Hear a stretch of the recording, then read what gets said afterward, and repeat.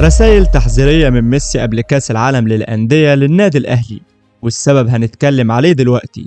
وليه نجم النادي الأهلي اترعب لما سمع اسم ميسي بيتقال، وحساب الفيفا بيشارك صورة تريكا كرمز للنادي الأهلي في مواجهات كأس العالم للأندية.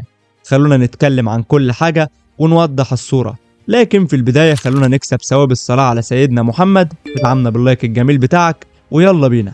في يوم 5 ديسمبر من عام 2024 تم الإعلان عن مجموعة النادي الأهلي، واللي كانت المجموعة الأولى واللي هيواجه فيها بالميراس البرازيلي، بورتو البرتغالي الفريق الأوروبي الوحيد في المجموعة، وأخيرا وليس آخرا الأسطورة ميسي وفريق إنتر ميامي الأمريكي.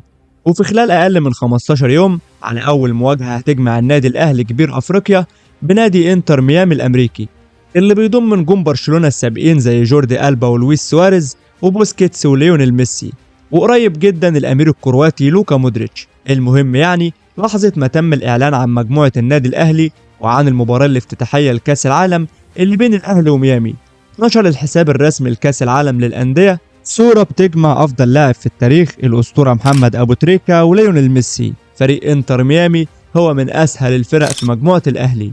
شيل ميسي من الفريق هتلاقي لعيبة عواجيز مش بنفس إمكانيات لعيبة الأهلي الشباب ولا بنفس خبراتهم في البطولة دي، إنما بالميراس وبورتو هي الفرق اللي مواجهتها مش هتكون سهلة على الأهلي نهائيا. بالميراس سبق ولاعب النادي الأهلي في موسم 2021، والأهلي كسب في النهاية بضربات الجزاء بعد الماتش اللي انتهى بالتعادل السلبي، وخد الأهلي برونزية كأس العالم بعد ما كسب في ماتش تحديد المركز الثالث. وفي المرة الثانية كان خسر النادي الأهلي 2-0 في الإمارات وخرج من نصف نهائي كأس العالم للأندية. أما فريق بورتو هو أنجح فريق برتغالي على مستوى المسابقات الأوروبية، محقق 7 بطولات أوروبية منهم 2 دوري أبطال أوروبا، ومواجهته مش هتكون سهلة، ولكن الأهلي بنجومه ومدربه الجديد هيصعبوا المواجهة على الفريق البرتغالي.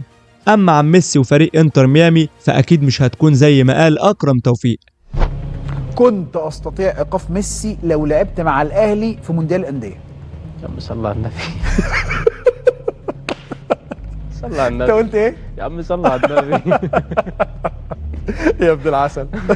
دغله برضه وعارفين انك ميت النمله ميتون.